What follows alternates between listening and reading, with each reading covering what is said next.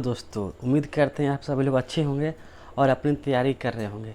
जैसा कि हमने एमसीक्यू सीरीज़ शुरू किया था, ठीक है, तो उसी कड़ी में आज हम लोग देखेंगे मिडवाइफरी का यूनिट 3 जो कि है फ्यूटस एंड प्लेसेंटा, यानी भ्रूण और आपरा या आपरा और भ्रूण बोल सकते हैं। ठीक है, नेक्स्ट देखते हैं इसमें। तो आपका पहला प्रश्न है, गर्भ में भ्रूण की पहली धड़कन सामान्य किस सप्ताह में सुनाई देती है? तो आपको आंसर कमेंट करना है। तो ये सुनाई देती है 6वें सप्ताह में, 6 वीक। नेक्स्ट देखेंगे सेकंड प्रश्न, आपरा और भ्रूण के बीच रक्त के आदान प्रदान के लिए कौन सा झिल्लीदार अवरोध कार्य करता है? आपरा मतलब प्लेसेंटा होता है। प्लेसेंटा और फ्यूटस के बीच रक्त के आदान प्रदान के लिए कौन सा झिल्लीदार अवरोध काम करता है, ये बताना है आपको। इसका सही जवाब हो जाएगा placental barrier. Placental barrier, option C. अगला प्रश्न देखेंगे हम लोग, भ्रूण की नाल में कितनी रक्त वाहिका होती हैं? भ्रूण की नाल में बताना है। इसका सही जवाब हो जाएगा 3 होती हैं, 2 आर्टरीज 1 वेन, यानी कि 2 धमनी 1 सिर है। टोटल कितनी होती हैं? 3। अगला प्रश्न देखेंगे, भ्रूण के चारों ओर पाया जाने वाला तरल पदार्थ क्या कहलाता है? ये बताइएगा आप लोग। तो ये कहलाता है एमनियोटिक द्रव्य, ऑप्शन सी, एमनियोटिक द्रव्य। आप लोग अपना आंसर देते रहिएगा और लास्ट में जोड़ के बताइएगा आपको 40 में कितना सही हुआ। 5वां प्रश्न देखेंगे हम लोग, एमनियोटिक द्रव्य की सामान्य मात्रा कितनी होती है? जो द्रव्य पाया जाता है उसकी सामान्य मात्रा कितनी होती है? तो ये होती है 1000 ml, यानी 1000 मिलीलीटर। नेक्स्ट प्रश्न देखेंगे, क्विकिंग किसे कहते हैं? देखिए फिगर में दिख रहा है आप लोग को, बच्चा का लात दिख रहा होगा पैर में, देखिए फिगर में दिख रहा होगा यहाँ पे। क्विकिंग किसे कहते हैं? तो इससे महसूस होती है भ्रूण की गति, यानी कि भ्रूण की गति को महसूस होना बोलते हैं। नेक्स्ट प्रश्न देखेंगे, आपरा का विकास किस सप्ताह से प्रारंभ होता है? आपरा मतलब प्लेसेंटा का विकास किस सप्ताह से प्रारंभ होता है? तो ये होता है 3रे सप्ताह, यानी कि ऑप्शन बी। नेक्स्ट देखेंगे, अपरा कब परिपक्व यानी मेच्योर कब मानी जाती है? जो प्लेसेंटा है मेच्योर कब मानी जाती है उसे, तो आपको बताना है। तो ये होता है 40 वीक पर प्लेसेंटा मेच्योर हो जाता है, 40 वीक, 40 वीक। नेक्स्ट देखेंगे, भ्रूण की नाल किससे बनी होती है? जो भ्रूण की नाल है वो किससे बनी होती है? बहुत ही अच्छा क्वेश्चन है ये, वेरी वेरी इंपॉर्टेंट क्वेश्चन है। आप बताएंगे, इसे कमेंट करेंगे। तो चलिए देखते हैं इसका आंसर। ये होता है ट्रोफोब्लास्ट, ट्रोफोब्लास्ट, ऑप्शन ए। याद रखेंगे, ट्रोफोब्लास्ट। नेक्स्ट देखेंगे, आपरा पेरिया क्या होती है, यानी प्लेसेंटा प्रीविया क्या होती है? प्लेसेंटा प्रीविया, जैसे फिगर में देख रहे हैं आप लोग प्लेसेंटा प्रीविया को, यहाँ पे प्लेसेंटा प्रीविया लिखा हुआ है। प्लेसेंटा प्रीविया क्या होती है? चलिए अब तो ये होता है आपरा के नीचे स्थित होना। जो प्लेसेंटा होता है वो नीचे की ओर स्थित हो जाता है। जैसे देखेंगे यहाँ पे इस फिगर में प्लेसेंटा कहाँ आ गया? नीचे आ गया है, जबकि इस फिगर में ऐसा नहीं है। ध्यान से फिगर को देख लीजिए, देख लिए प्लेसेंटा प्रीविया को। नेक्स्ट प्रश्न देखते हैं, अपरा के द्वारा कौन सा हार्मोन स्रावित नहीं होता है? यानी प्लेसेंटा के द्वारा कौन सा हार्मोन नहीं निकलता है, ये पूछा गया है क्वेश्चन। तो ये होता है थायरोक्सिन हार्मोन है, ये होता है थायरोक्सिन हार्मोन। नेक्स्ट देखेंगे हम लोग क्वेश्चन नंबर 12, भ्रूण का पोषण विकास किसके द्वारा होता है? देखिए इसमें बहुत लोग कन्फ्यूजन होंगे और गलत कर देंगे। देखिए कैसे, बहुत लोग मारेंगे गर्भाशय से, गर्भाशय से होता है, पर ऐसा बिल्कुल भी नहीं है। वो होता है माँ के रक्त से, माँ के रक्त से। नेक्स्ट प्रश्न देखेंगे हम लोग 30 नंबर, भ्रूण के चारों ओर कौन सी झिल्ली सुरक्षा देती है?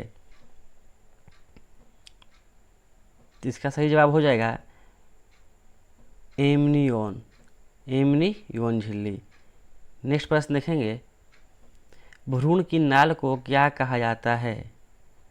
भ्रूण की नाल को क्या कहा जाता है? सही जवाब हो जाएगा इसका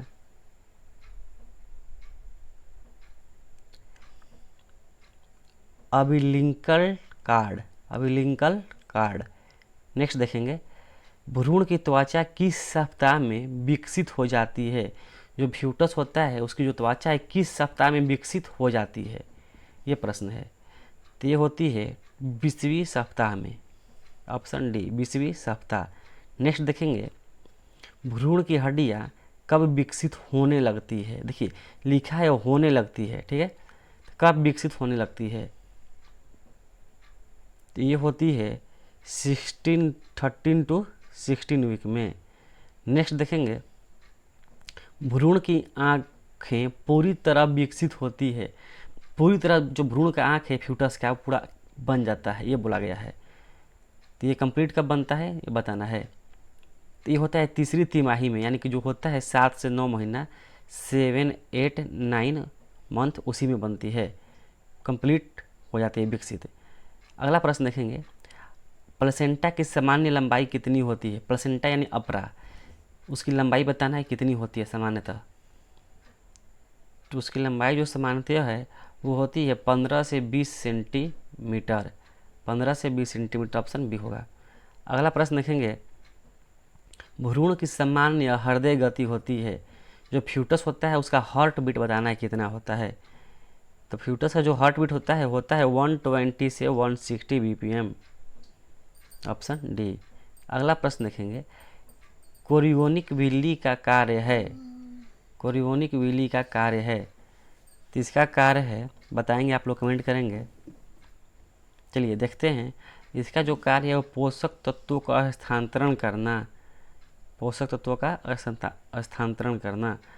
देखेंगे 21 नंबर प्रश्न, भ्रूण की सबसे सुरक्षित स्थिति क्या है? देखिएगा जो फ्यूटस है उसकी सबसे सुरक्षित स्थिति क्या है? देखिए तो वो होता है, फिगर देख के आप बता सकते हैं, वो होता है सिर नीचे पीठ आगे, सिर नीचे। देखिए सिर कहाँ हो गया है, देखिए नीचे सिर है यहाँ पे, सिर नीचे पीठ आगे, ऑप्शन ए होगा। अगला प्रश्न देखेंगे, ऑप्शन ए। अगला प्रश्न देखेंगे, इम्यूनियोटिक द्रव्य किससे बना होता है? जो इम्यूनियोटिक द्रव्य है वो बताना है कि बना किससे होता है। देखिए जब भी आपके ऑप्शन में कुछ ना समझ में आए, जहाँ लिखा हो उपरोक्त सभी वहाँ पे वहीं मार देंगे, इसका भी होगा उपरोक्त सभी। नेक्स्ट प्रश्न देखेंगे, इम्यूनियोटिक द्रव्य का रंग किस स्थिति में हरा हो जाता है? ये वेरी वेरी इंपॉर्टेंट प्रश्न है, वेरी वेरी इंपॉर्टेंट प्रश्न है बाबू, इसे ध्यान देंगे आप लोग। तो इम्यूनियोटिक द्रव्य का रंग किस स्थिति में हरा हो जाता है? तो ये होता है भ्रूण द्वारा मिकोनियम उत्सर्जन पर, भ्रूण द्वारा मिकोनियम उत्सर्जन पर ये हरा हो जाता है।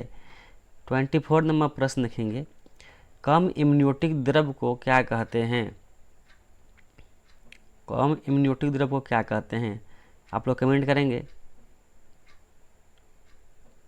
देखिए इसको बोलते हैं ओलिगो हाइड्रो इम्यूनियोस, ओलिगो हाइड्रो इम्यूनियोस। नेक्स्ट प्रश्न देखेंगे 25 नंबर, गर्भनाल किस सप्ताह में कार्यशील हो जाती है? जो गर्भनाल है किस वीक में कार्यशील हो जाती है? तो इसका सही जवाब होगा 6वां वीक में, 6वां वीक में। नेक्स्ट प्रश्न देखेंगे, गर्भनाल में पाया जाने वाला जेल जैसा पदार्थ क्या कहलाता है? जो गर्भनाल में जेली होता है यानी जेल जैसा पदार्थ जो होता है उसे क्या कहा जाता है? तो इसको हम लोग बोलते हैं वोटर्न जेली, वोटर्न जेली, ऑप्शन सी हो जाएगा।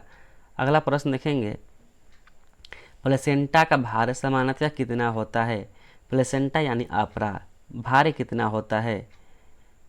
तो इसका जो भार होता है, देखिए दोनों क्वेश्चन है, जो भार होता है वो 500 ग्राम होता है। कितना? 500 ग्राम। नेक्स्ट देखेंगे 28 नंबर, गर्भ अवस्था में सबसे पहले कौन सा हार्मोन बनता है? ये सबसे पहले बोला है, बनने को तो बहुत बनते होंगे लेकिन सबसे पहले कौन बनता है, प्रश्न ये है।